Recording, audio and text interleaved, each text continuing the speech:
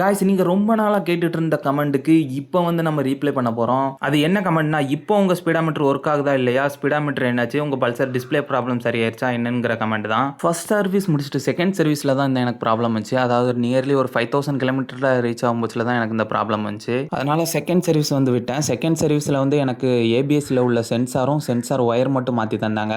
அப்படி மாத்தியுமே எனக்கு வீட்டுக்கு வர்ற வரைக்கும் தான் எனக்கு அந்த ப்ராப்ளம் வந்து அரெஸ்ட் ஆயிருந்துச்சு. மறுபடியும் வந்து எனக்கு வந்து மக்கர் பண்ண ஆரம்பிச்சிருச்சு. இது இப்படியே விட்டோம்னா சர்வீஸ் பண்ண சாட்டிஸ்ஃபேக்ஷனே எனக்கு இல்லை. ஸோ அதனால் நான் வந்து ஹெட் குவார்ட்டர்ஸ்க்கு வந்து கம்ப்ளைண்ட் பண்ணியிருந்தேன். அங்கேருந்து கம்ப்ளைண்ட் ரைஸ் ஆனதுக்கப்புறம் நம்ம ஷோரூம்லேருந்து என்ன கூப்பிட்டுருந்தாங்க. மறுபடியும் ரிட்டன் வந்து நான் வந்து பைக்கை வந்து ஷோரூம்க்கு எடுத்துகிட்டு போனேன். ஷோரூம்க்கு ரெண்டாவது டைம் கூப்பிட்டு போகும்போது இந்த ஏபிஎஸ் யூனிட், அதாவது அந்த பிரேக்குக்கு வர மொத்த யூனிட்டையுமே மாற்றிட்டாங்க. அதாவது சென்சாரு கிட்டு எல்லாமே மாற்றிட்டாங்க. அதுக்கப்புறம் வந்து நார்மலாக எப்படி பைக் யூஸ் ஆகுதோ அதேமாரி ஸ்பீடு வந்து காட்ட ஆரம்பிச்சிருச்சு. இந்த ப்ராப்ளம் வந்து அவங்க ஃபஸ்ட்டே அரெஸ்ட் பண்ணியிருக்கலாம். எதனாலும் ஒரு கம்ப்ளைண்ட் கொடுத்ததுக்கப்புறம் தான் எந்த ஆக்ஷனுமே நடக்கு. நம்மளுக்கு ப்ராப்ளம் அரெஸ்ட் ஆகலைன்னா தைரியமாக எங்கனாலும் கம்ப்ளைண்ட் கொடுங்க. கட்டாயம் வந்து ஆக்ஷன் எடுப்பாங்க. வீடியோ பிடிச்சிருந்துச்சுன்னா மறக்காமல் சப்ஸ்கிரைப் மட்டும் பண்ணிடுங்க. நெக்ஸ்ட் வீடியோவில் மீட் பண்ணலாம்.